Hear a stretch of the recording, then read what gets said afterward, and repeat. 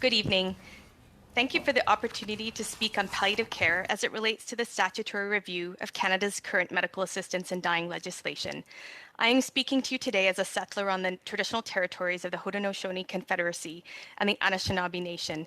I am grateful to be able to live, learn, and play on these lands. My name is Dr. Leonie Herx, and I'm a specialist palliative care physician, head of palliative medicine at Queen's University, medical director of palliative care at Kingston Health Sciences and Providence Care Hospital, the immediate past president of the Canadian Society of Palliative Care Physicians, where I've been a peer-elected member of the board of directors for the past 9 years, and I'm the chair of the Royal College Specialty Committee in Palliative Medicine.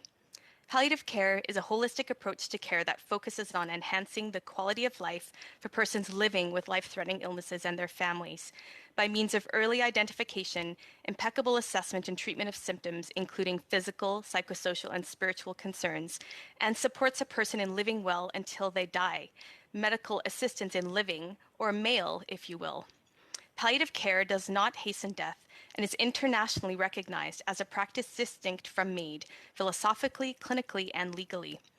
Only about 30 to 50% of Canadians who need it have access to some kind of palliative care of unknown quality, and very few, only about 15%, have access to specialist palliative care to address more complex issues. You are less likely to receive palliative care if you're a poor, Indigenous, homeless, incarcerated, or live in a rural area. Studies from around the world have shown that early integration of palliative care improves quality of life, reduces anxiety and depression, reduces caregiver distress, and may even help people live longer. An integrated palliative approach to care should be provided as part of the management of all serious illness starting soon after diagnosis. However, due to the ongoing stigmatization and misunderstanding of palliative care as end-of-life care, we are often only involved much later. When patients' palliative care needs are not met, the ensuing physical, emotional, and spiritual suffering can lead them to feeling depressed, hopeless, and a burden to others. Many of the factors driving requests for MAID. Earlier palliative care can alleviate suffering before it becomes irremediable. Failure to do so, as asserted by Dr. Romaine Gallagher and colleagues, should be seen as medical error. MAID was established for exceptional circumstances, not as a routine procedure for ending life as a solution to suffering that could be addressed through health and social supports that help people live a dignified life. Since Bill C-7, we now see countless cases in the media and in our own medical practices of people requesting and receiving MAID due to a lack of basic supports needed for living, including a lack of palliative care, home care, and disability care.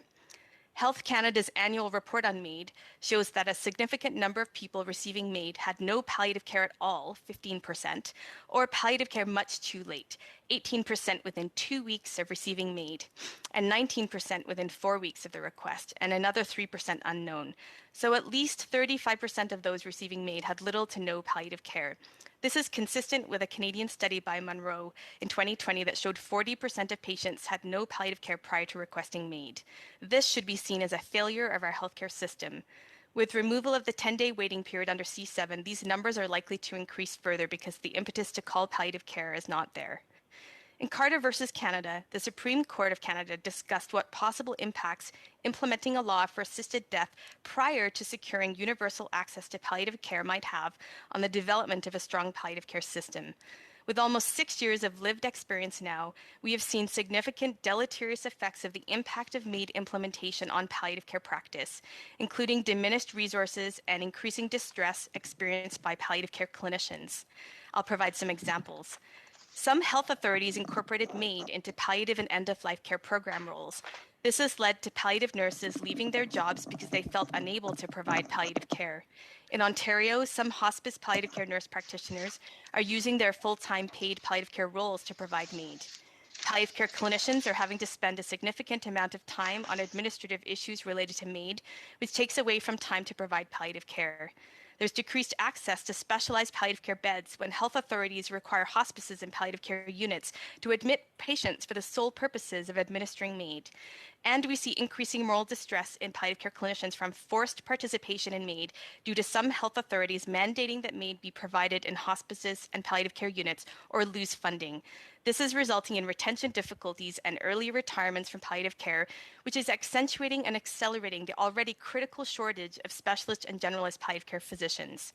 We also see patients unwilling to access palliative care because they associate it with MAID and are afraid palliative care will hasten their death or MAID will be provided without their consent. Patients are accessing MAID due to a lack of palliative care provision, and patients are requesting MAID because a trusted physician suggested it to them. Dr. Herx, Currently, Canadians- you'll have to wrap 10 up seconds. very quickly. Sure, yeah, I have 10 seconds. Currently, Canadians have a right to medical assistance in dying, but not to medical assistance in living. Having accessible, high-quality palliative care needs to be a universal right in Canada. Thank you.